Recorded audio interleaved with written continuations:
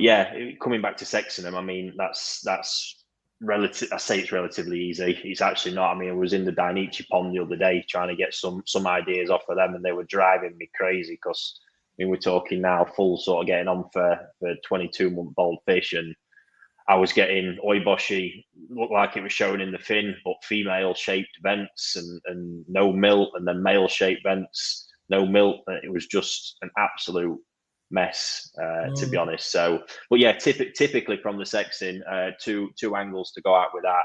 Obviously, when you flip them over, the vent shape itself. So in a more mature male fish, you basically got like, it is just like a long slit, vertical slit down the vent. Whereas with the female fish, you've got the sort of horizontal line with a little bump that starts to form just next to it as well.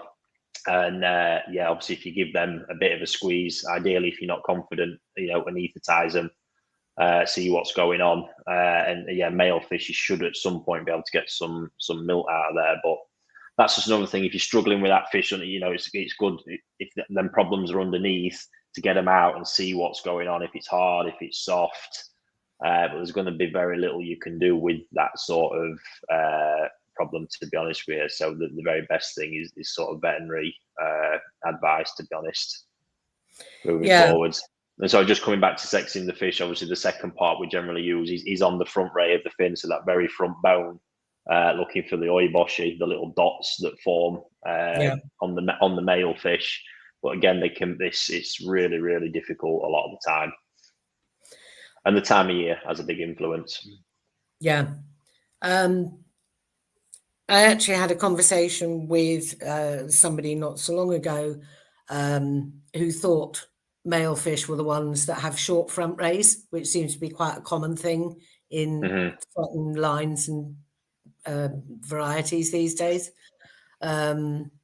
which is quite worrying. I mean, they were fairly new to the hobby, but there seems to be a lot of information that you just think, where is this coming from? Yeah. There's videos. Pecfin shape's a valid one. Yeah. Obviously, that I've not mentioned that, because the reason I've probably not mentioned that is because it's becoming harder and harder. Obviously, male fish used to have very distinctive fin shapes versus females, which was probably one of the reasons why, again, you might say that people avoided male fish a little bit, because sometimes it wasn't the most desirable fin shape. But in the whole part of the development of male fish, it's getting harder and harder to tell just from the shape of the fin alone. Because it's very sometimes you can sort of bang on, that's showing them male traits, but yeah, that compared to what that was sort of say even 10 years ago, massive difference these days. So and obviously body shape, it used to be very easy to identify from body shape, which with trained eyes you can still see that pretty lot because they carry the weight slightly differently. Male fish tend to really stack it up on the shoulders, so behind the head on that shoulder region. Whereas your females are more all across the body and a little bit more, weight underneath generally in the more mature ones. But yeah, not easy to tell. In some bloodlines, like Sakai, for example, where there is just so much power in the lineage full stop, and Dainichi, really hard to tell between top examples of both.